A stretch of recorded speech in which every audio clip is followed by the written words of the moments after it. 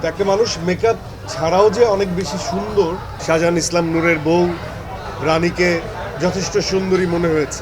দমের রানী হচ্ছে combine form, তাকে যেমন সুন্দর লাগছে স্ক্রিনে, পূজা তো সবসময় মেকআপ নেয়, মেকআপবিহীন পূজাকে আমাদের দরকার। আমি তো পূজার, আমি আগেও বলেছি যে পূজা আমার সিনেমাতে আমার সিনিয়র, অনেক আগের থেকে কাজ করে, একটা প্রসেসের মধ্যে দিয়ে পূজা বড় হয়েছে। খুব বেশি আমাদের সাক্ষাৎ হয় নাই, খুব কম, আমি হাতে গুনে বলে দিতে পারবো। এই সিনেমার মাধ্যমে পূজার যে গ্রোথটা হলো বা পূজা যা করে দেখালো, এটা একটা ওর কেরিয়ারে আমার মনে হয় একটা নতুন সংযোজন হয়ে থাকবে। এবং আমার মনে হয় যে সবাইকে সুযোগ দিলেই সেটা সবাই পুল অফ করতে পারে না, সেটার জন্য একটা বাড়তি আগ্রহ দরকার হয়, ডেডিকেশন দরকার হয়, এবং অ্যাট দ্য সেম টাইম সেই মাপের অভিনেত্রী হতে হয়, ট্যালেন্টেড হতে হয়। তো সেই সবটাই পূজার মধ্যে আছে।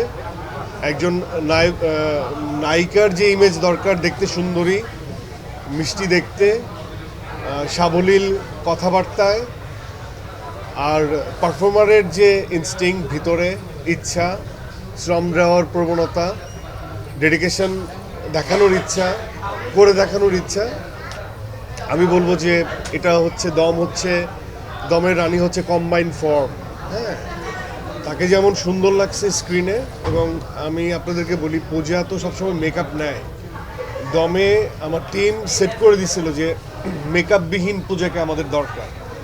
তো একটা মানুষ মেকআপ ছাড়াও যে অনেক বেশি সুন্দর, হ্যাঁ, তো সেটা আমার মনে হয় যে শাহজাহান ইসলাম নূরের বউ রানীকে যথেষ্ট সুন্দরী মনে হয়েছে।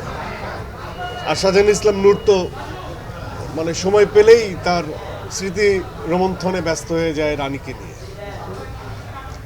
সো আমি খুবই লুকিং ফরওয়ার্ড যে পূজা এই কনসিস্টেন্সি ধরে রাখবে তার কেরিয়ারে।